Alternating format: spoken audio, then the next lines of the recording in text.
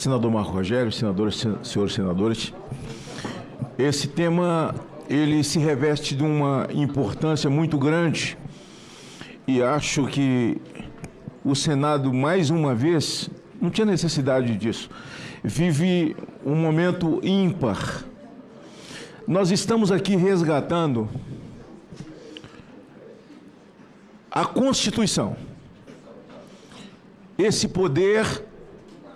O poder legislativo é que tem obrigações constitucionais de fazer a lei. A Bíblia diz que filho sem correção é a vergonha do seu pai e a decepção da sua mãe. O que ocorre no Brasil hoje, e já há muito tempo, e sobre essa matéria eu falo, e aqui tinha o senador Jacques Wagner, que foi deputado federal comigo, e eu trato dessa matéria e as coisas que falam sobre droga são as mesmas que sempre falei. A importância é o Senado retomar o seu papel, adentrado pelo Supremo Tribunal Federal. E quando eu falo de correção, é porque o ativismo judicial, ele foi crescendo diante dos olhos do Senado, mesmo sendo alertado por alguns que se encorajavam, e eu faço isso desde o meu primeiro mandato, em 2003, mas não se importaram, deixaram, eles foram mais além, gostaram, foram mais além, gostaram, foram mais além, e hoje não há qualquer tipo de divisão.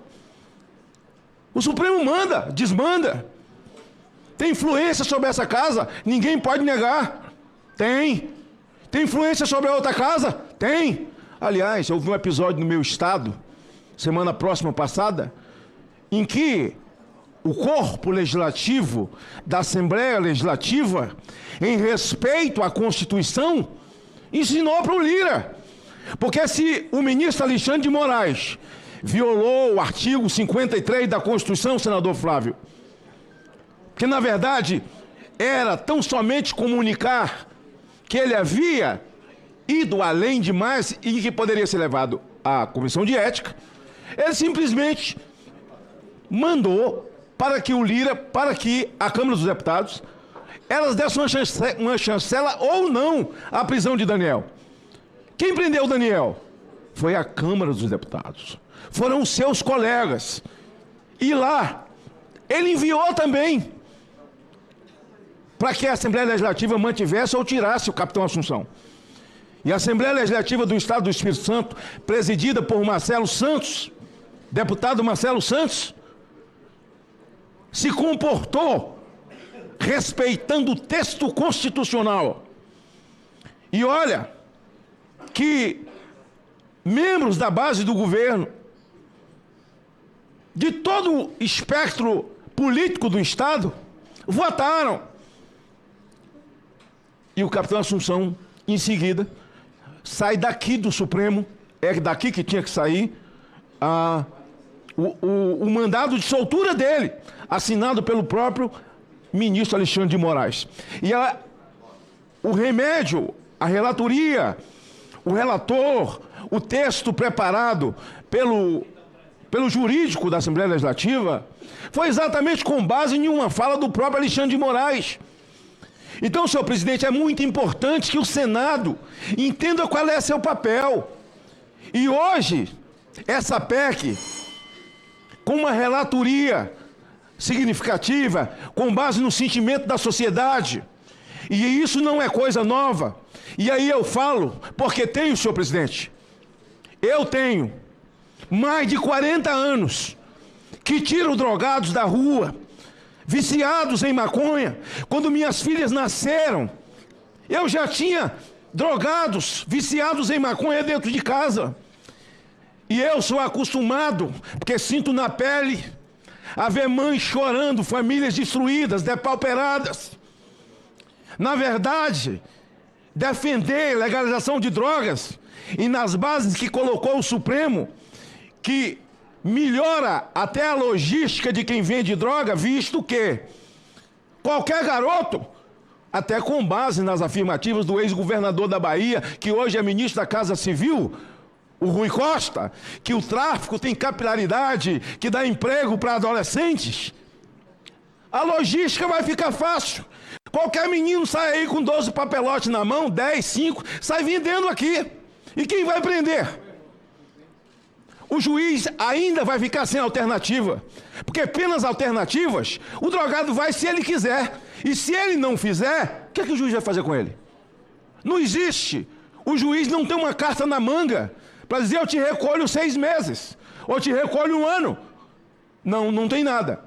O relatório é que vai cumprir pena alternativa pintando o cemitério, assistindo palestras. Relatório, ele não compareceu. Relatório, ele não compareceu. Relatório, ele não compareceu. E no final, juiz sem graça, porque a legislação protege o bandido, não protege a sociedade. Jorge Soros deve estar assistindo isso aqui agora. O ministro Barroso, presidente do Supremo hoje, tinha que se julgar impedido, porque já fez palestra sobre isso. E o voto dele foi bem antes.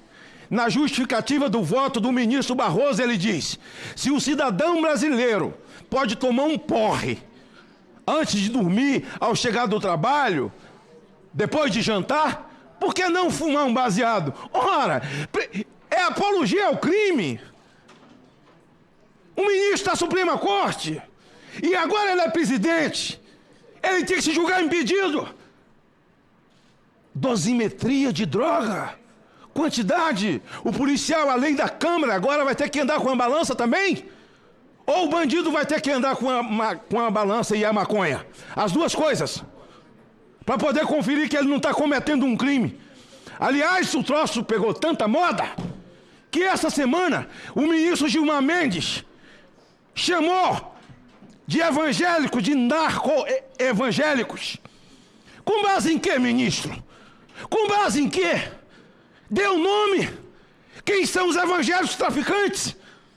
O senhor deve um pedido de desculpas a essa nação cristã, de evangélicos, de homens e mulheres, e eu faço isso pela memória da minha mãe, da minha família, de centenas e centenas de homens que poderiam estar em qualquer profissão, Vossa Excelência sabe disso, como um profissional liberal, bem-sucedido, mas deixaram isso para poder seguir uma chamada, um sacerdócio, e ter que ler que o ministro disse que existem narco-evangélicos. Dê nome, ministro. Quem são os narcotraficantes evangélicos? Quem são os pastores? Porque criminoso tem em todo lugar. Tem na ordem dos advogados, tem no Conselho de Medicina, tem da indústria, tem no comércio, tem aqui, tem no Supremo. Ministro Gilmar, o senhor precisa pedir desculpas. Aqui, quando alguém vem e faz discurso que ofendeu um nicho de pessoas pelas suas opções, recorre logo ao Supremo, ao Ministério Público Federal. Ministro Gilmar, eu vou recorrer a quem? Para o senhor provar o que falou? Porque eu sei que o Supremo solta narcotraficante, devolve bem de narcotraficante. Isso eu sei. Eu sei que a dama do tráfico esteve lá no Ministério da Justiça. Eu sei que a dama do tráfico do PCC teve passagem paga pelo governo. Conversa. Isso não é coisa nova. É nicho eleitoral que eles criam. É revoltante. Jorge Soros deve estar assistindo e esperando essa votação, porque esse é um bilionário que financia a esquerda no mundo, sabe? E não sabe da lágrima de uma mãe que chora porque tem um filho drogado. Eu conheço de perto, senhor presidente. É o que eu respiro, é o meu dia a dia. E maconha, dizia aqui o senador Girão, que a Holanda começou com 5 gramas e fez um esgoto humano, que eles tentam de tudo voltar atrás hoje, senador Flávio, e não conseguem. Pela porta que eles abriram. Abriram uma porta que nunca mais se fechou, senador Efraim. E aqui começa com 10. Meu pai do céu, isso é de pirraça. Sabe por que eles fazem isso? Porque eles sabem que o Senado se curva, que o Senado não reage. Não reage. Com todo respeito ao presidente dessa casa, Eu sei que todo mundo, ao se dirigir, fala: Vossa Excelência foi muito bem, parabéns a Vossa Excelência pela iniciativa do plenário, que começou a cobrar. E eu não vou passar pano para ninguém, senhor presidente. Não vou passar pano para ninguém.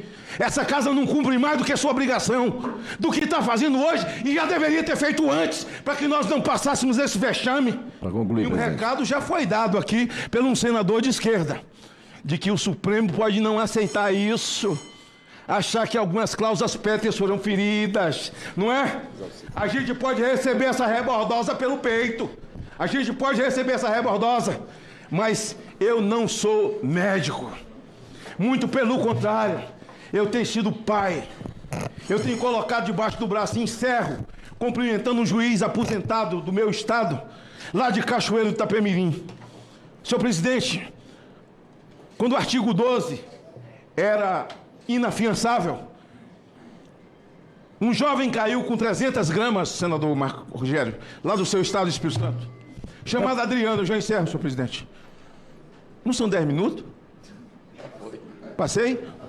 Então vou voltar atrás. Então é o seguinte, 10 minutos,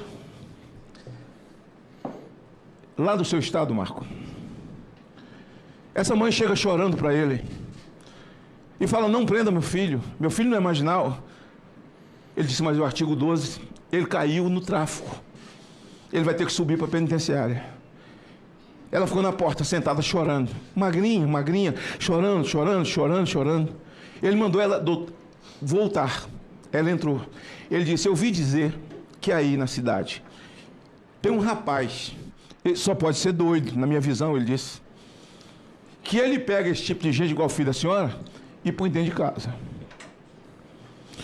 Ele vai cumprir a pena na casa desse cara, se ele topar. Eu deixo seu filho para a casa dele, cumprir pena. Ela chegou no meu portão. Eu fui até o fórum com ela. O juiz disse: o senhor recebe? Você leva ele para cumprir a pena? Eu falei: levo. Pode tirar a algema dele. O juiz: não, tem que ficar algemado. Levou. Tirou a algema dele lá. Ele entrou para dentro da minha casa. Ficou 7 anos comigo. Mudou de vida. Sabe como? Deus de manhã, Jesus mediu, o Espírito Santo de noite. É o que muda a vida de um homem. Agora, é preciso fazer prevenção? Sim, isso precisamos sim. Prevenção pela via da família, pela via da escola, perfeito. Mas é preciso fazer o enfrentamento? Sim, é preciso fazer. E se ninguém sabe como fazer o enfrentamento, pergunta a Tarcísio lá em São Paulo, que ele deve ensinar, o Derrite deve ensinar. Como é que faz? E como é que pode? E como diminui o tráfico e a criminalidade? Senhor presidente, é um momento ímpar. Parabéns, Efraim, pelo relatório. Eu sei que muita gente tentou fazer uma curva aqui, fazer feito Maradona com um gol de mão, tocando na questão da maconha medicinal, que nada tem a ver, até porque o Ministério da Saúde tem a obrigação e já tem catalogado quem precisa do canabidiol e pode muito bem entregar na porta das pessoas que têm convulsão e que têm epilepsia, que nada tem a ver com o cumprimento do papel dessa casa que é de fazer esse tipo de enfrentamento.